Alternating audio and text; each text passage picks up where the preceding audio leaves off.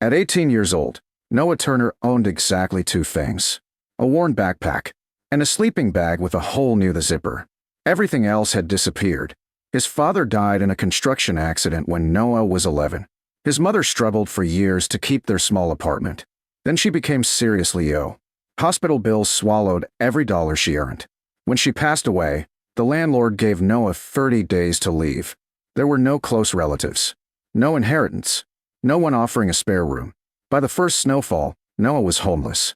He worked whenever he could, loading trucks, stacking shelves, shoveling sidewalks.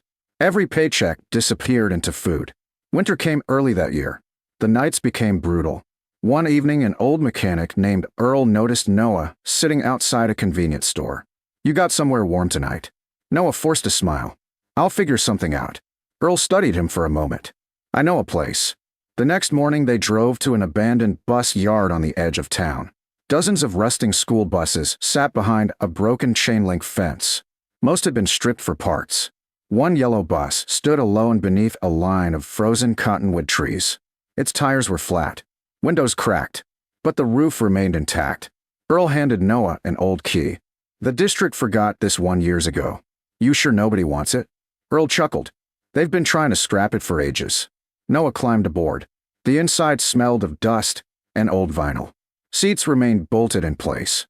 The driver's area looked untouched. It wasn't much, but it was dry. For someone who had spent weeks sleeping outside, it felt like a mansion. The next several weeks became a routine of survival.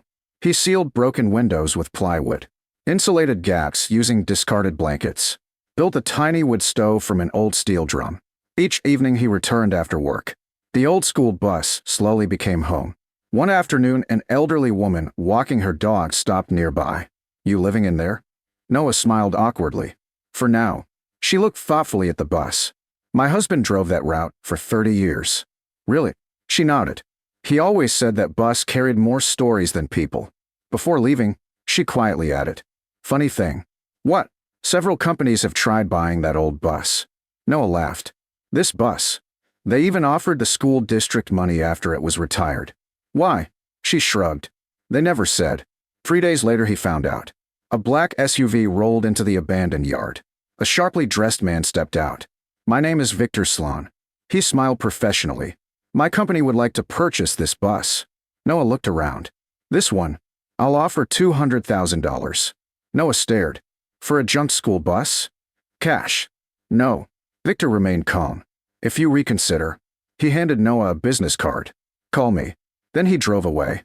2 days later, another representative appeared. Different company, different offer. $500,000. Again, Noah refused. Now he knew. Nobody paid $500,000 for an abandoned bus. Something inside mattered.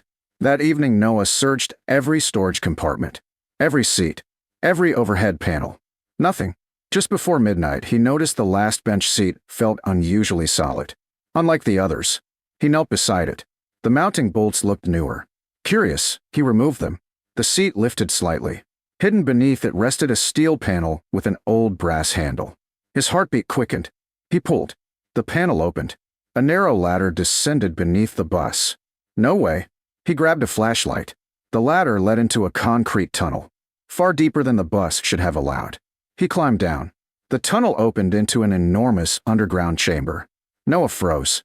Concrete walls, steel support beams, industrial generators, water filtration equipment, shelves packed with leather-bound journals, historic maps, property deeds, engineering blueprints. This wasn't some forgotten bunker. It looked like a hidden operations center. At the center stood a handcrafted oak table. One envelope rested there. Across the front, written in bold handwriting, were 3 words. For Noah only. He frowned. Someone knew his name. Hands trembling, he opened it. The first sentence made his blood run cold. "If you've reached this room, then the people searching for Bus 27 have probably found you already." Bus 27? Searching? Who? Before he could continue, a distant engine echoed overhead. Then another. Then another. He hurried toward an old security monitor mounted on the wall. To his surprise, it flickered to life.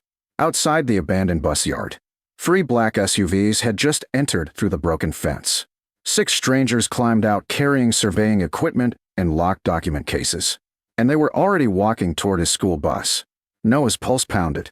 3 black SUVs stood outside the abandoned bus yard. 6 strangers climbed out. None carried tow equipment. None looked interested in scrap metal. Each carried surveying gear, radios, and locked aluminum document cases. They weren't searching for an old school bus. They were searching for whatever lay beneath it. Noah turned back to the letter. His hands trembled as he continued reading. If they've arrived, then they finally discovered what I spent 30 years protecting. He swallowed. The next sentence stopped him cold. This underground chamber isn't your inheritance. Noah frowned. If the chamber wasn't the inheritance, then what was? He kept reading. 30 years earlier, a civil engineer named Benjamin Turner, Noah's grandfather, had supervised a massive municipal infrastructure project beneath the city. During excavation, his crew discovered something no blueprint had ever shown. Not buried gold, not forgotten cash. A vast underground freshwater aquifer flowing beneath thousands of acres of surrounding land.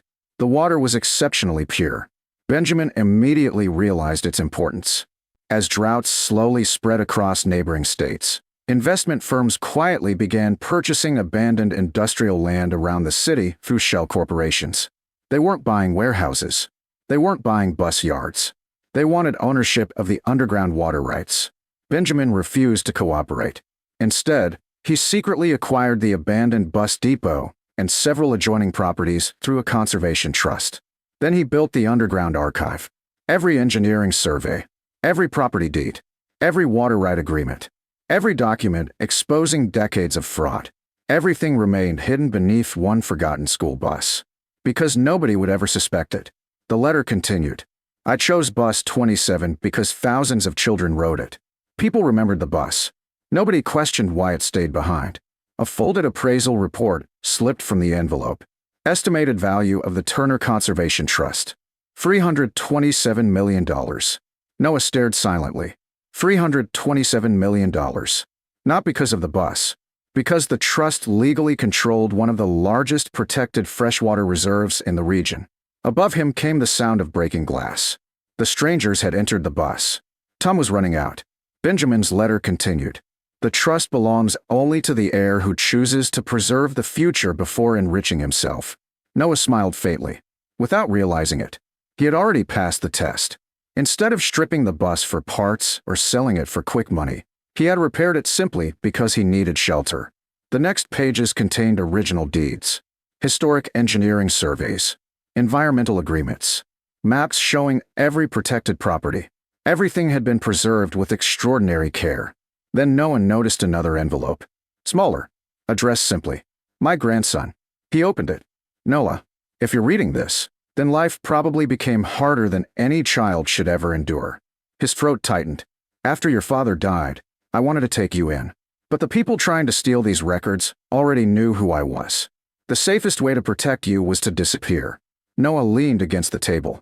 His entire life, he believed his grandfather had abandoned the family. Now he understood. Benjamin had sacrificed the chance to know his grandson in order to keep him alive. The letter continued. I watched from farther away than you'll ever know. When your mother became sick, I paid every anonymous donation I could. When you became homeless, I nearly revealed everything. But doing so would have placed you in terrible danger. Tears filled Noah's eyes. The final paragraph read, You turned a broken school bus into a home before you knew its value.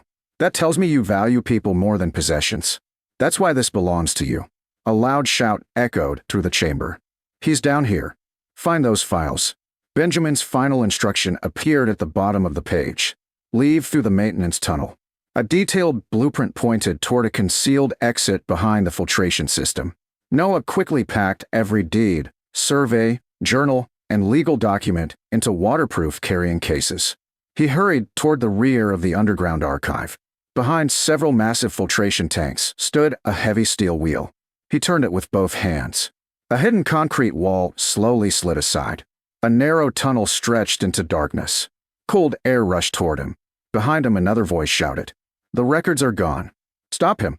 Without hesitating, Noah entered the passage. The tunnel followed an old municipal utility corridor for nearly half a mile. Finally, daylight appeared ahead. He climbed through a steel hatch concealed beneath an abandoned maintenance shed beside a quiet river. Inside the shed sat a workbench, a satellite phone, fresh batteries, a locked metal box, and one final envelope. Benjamin had planned every step. Inside the envelope rested the business card of attorney Margaret Lawson. Beneath it was one handwritten sentence. "Call immediately." Noah picked up the satellite phone. Margaret answered before the second ring. "Noah Turner?" His eyes widened. "You knew I'd call. We've been preparing for this day for almost 20 years. She explained everything. Benjamin had legally established the Turner Conservation Trust decades earlier. The moment Noah recovered the original archive, ownership automatically transferred to him. At the exact same time, encrypted legal notices were delivered to state authorities, environmental agencies, land registries, and federal financial investigators. The people searching Bus 27 weren't investors. They represented shell corporations that had spent decades attempting to illegally acquire the underground water system. Benjamin's archive documented everything: forged deeds, bribery of local officials, illegal land purchases, money laundering, fake corporations created solely to hide ownership. Every fraudulent transaction. The evidence was overwhelming. Within days, search warrants were executed. Corporate headquarters across several states were raided. Multiple executives were arrested. Fraudulent land transfers were overturned. The Turner Conservation Trust retained permanent ownership of every protected property. Months later, independent hydrologists confirmed Benjamin's original engineering surveys.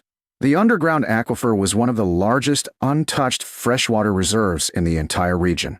News reporters expected Noah to sell immediately. Instead, he surprised everyone. Only carefully regulated community water agreements would ever be allowed. The aquifer itself would remain permanently protected. Revenue from the trust funded environmental research, clean water projects, scholarships, and emergency housing for homeless teenagers aging out of foster care. No one knew exactly how it felt to have nowhere safe to sleep. He wanted no one else to experience that. But he wasn't finished. The abandoned bus yard became something entirely different. Instead of being demolished, it was transformed into the Turner Youth Village. The old school buses were restored into tiny emergency shelters. Each bus contained insulated walls, solar power, heating, beds, internet access, and study spaces. Young people who had nowhere else to go could stay there while finishing school or finding work. At the entrance, Bus 27 remained exactly where Noah had first found it. Fresh yellow paint covered its restored body. Children visiting the site often asked why one old school bus stood apart from the others. Noah always smiled, because sometimes the place everyone overlooks becomes the place that changes everything. One winter evening, exactly 1 year after climbing aboard that forgotten bus, Noah stood beside it watching fresh snow fall across the quiet yard. Warm lights glowed from every restored shelter. Teenagers laughed inside the community center. No one slept outside anymore. He reached into his pocket and unfolded Benjamin's final letter once more.